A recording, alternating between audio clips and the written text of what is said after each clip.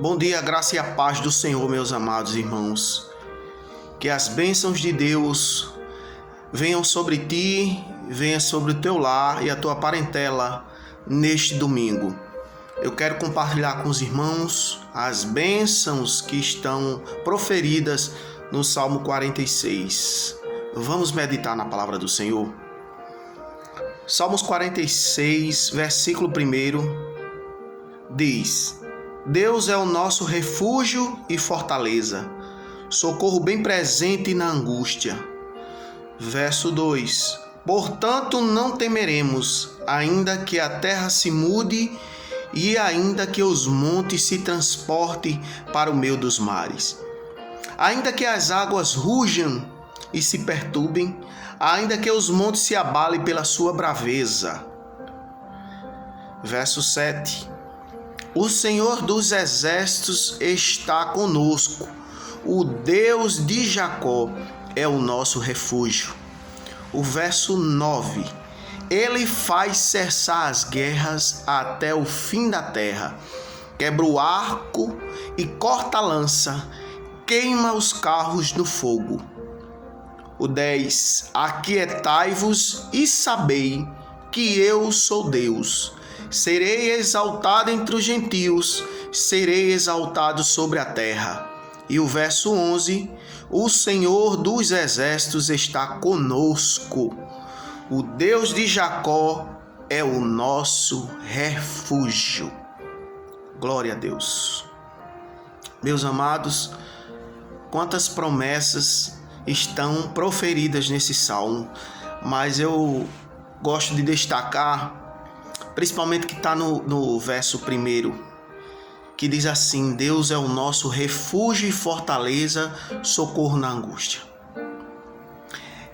Ter refúgio em momentos difíceis é algo muito importante.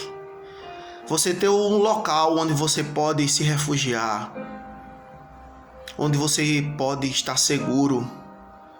Fortaleza é um lugar geralmente impenetrável, onde o inimigo não pode chegar, onde o inimigo não pode te atacar. E socorro na angústia.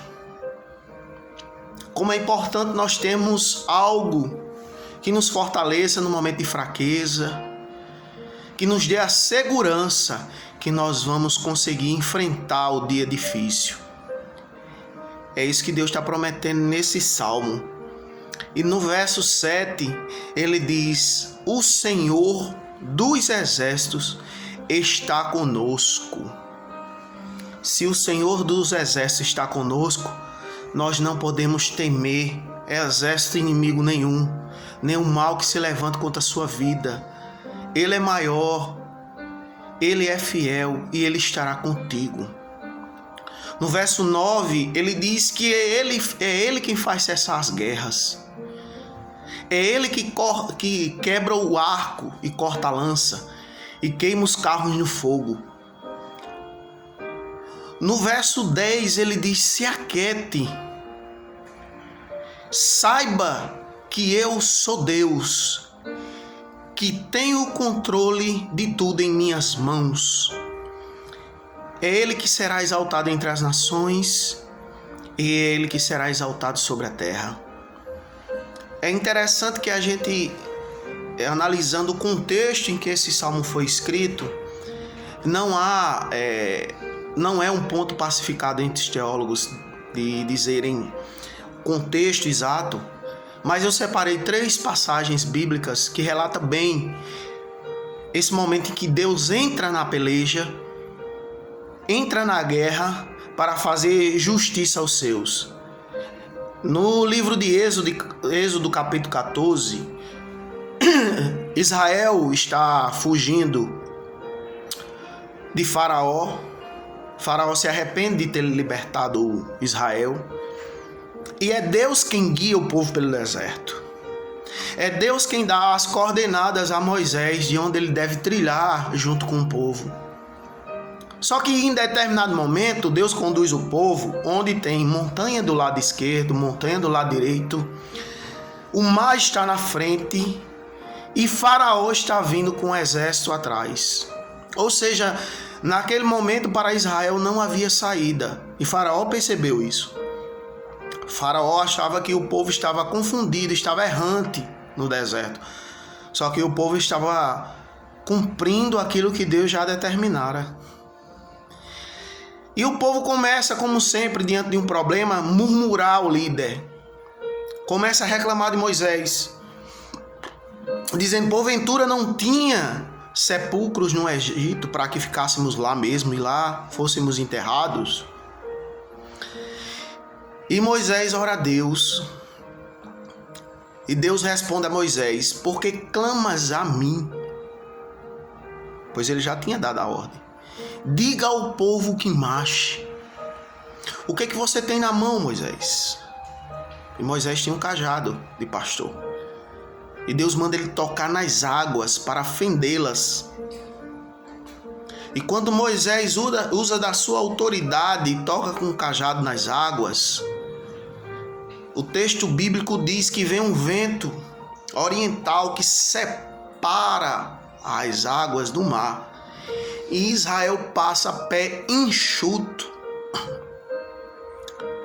E a nuvem que conduzia o povo de Israel agora passa para trás para impedir que os egípcios cheguem até os israelitas. E isso aconteceu durante toda a noite, durante todo o percurso em que Israel atravessou o Mar Vermelho. No segundo livro de Reis, capítulo 18, narra a história do rei Ezequias, que resolveu obedecer a Deus, mesmo quando grande parte da nação de Israel já havia se entregue à nação da Assíria, que era a grande potência mundial na época. Ezequias permaneceu fiel. Mas a história diz que isso trouxe a ira do rei Senaqueribe contra Ezequias. Naquele contexto histórico, Ezequias não tinha exército para enfrentar a potência da Assíria. O rei manda um grande exército para afrontar Ezequias e a dizer em que se baseava a confiança dele. E ele diz mais: eu te concedo 2.000 cavalos se você tiver 2.000 cavaleiros, para que possa pelejar comigo. Que não te enganes o teu Deus, Ezequias, porque não vai ser a estratégia, não vai ser o teu poderio militar que vai te livrar das minhas mãos. Teu Deus está te enganando, porque as outras nações aqui ao redor de Judá também confiava nesse Deus, e eu destruí as cidades. Mas a Bíblia diz que Ezequias era temente a Deus. E todas essas palavras foram proferidas através de uma carta. Ezequias pega essa carta e leva até a casa do Senhor. Mostra na presença do altar de Deus a carta. Ele diz: ó Senhor, tu que estás entronizados nos céus, tu que é Deus dos nossos ancestrais, em ti há todo poder. Nós não temos forças para enfrentar esse grande exército, mas os nossos olhares e a nossa fé estão voltadas para ti, que é o Todo-Poderoso. Ezequias não tinha saída, irmãos, porque Judá, apesar de ter um muro, estava toda cercada, e a Bíblia diz que era 185.000 homens. Aleluia. Ezequias vai para a casa do Senhor e se humilha diante dele e pede para consultarem um profeta de Deus, para saber o que Deus iria dizer daquela situação para ele impossível de resolver. E Deus usa o profeta Isaías para dizer: assim diz o Senhor dos exércitos, nenhuma flecha será atirada nesta cidade, E o inimigo que te afronta pelo mesmo caminho que ele veio te afrontar, ele voltará envergonhado, porque eu assumi esta guerra. Em 2 Crônicas, capítulo 20, nós vemos um rei chamado Josafá, que também era temente a Deus, que também cultuava ao Senhor, dedicava-se a uma vida de oração.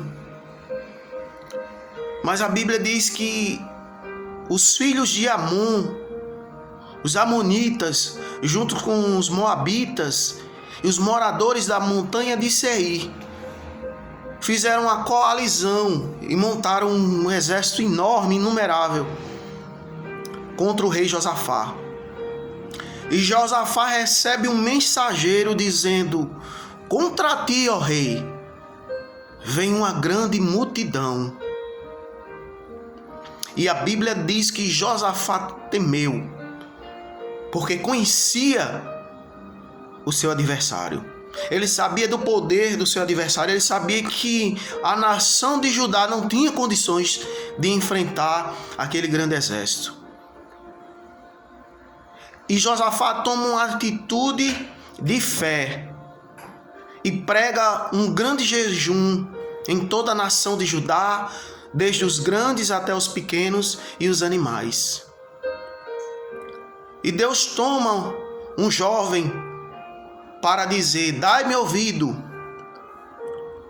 ó Judá, e vós, moradores de Jerusalém, a peleja não é vossa, senão de Deus. E Deus manda Josafá guardar as armas, o exército, mas ordena Josafá a colocar os levitas na frente, a levar cântaros e buzinas. E Josafá consegue desbaratar um exército muito maior que o seu, louvando, agradecendo a Deus e se humilhando diante da presença dele. Eu finalizo, amados irmãos, dizendo o seguinte para vocês: Deus é o seu refúgio, a sua fortaleza, um socorro bem presente na hora da tua angústia. O Senhor dos exércitos está contigo. O Deus de Jacó é o nosso refúgio. Aquietai-vos e sabeis que Ele é Deus e que será exaltado na tua vida e na tua família. Que a paz do Senhor esteja com todos nós. Amém?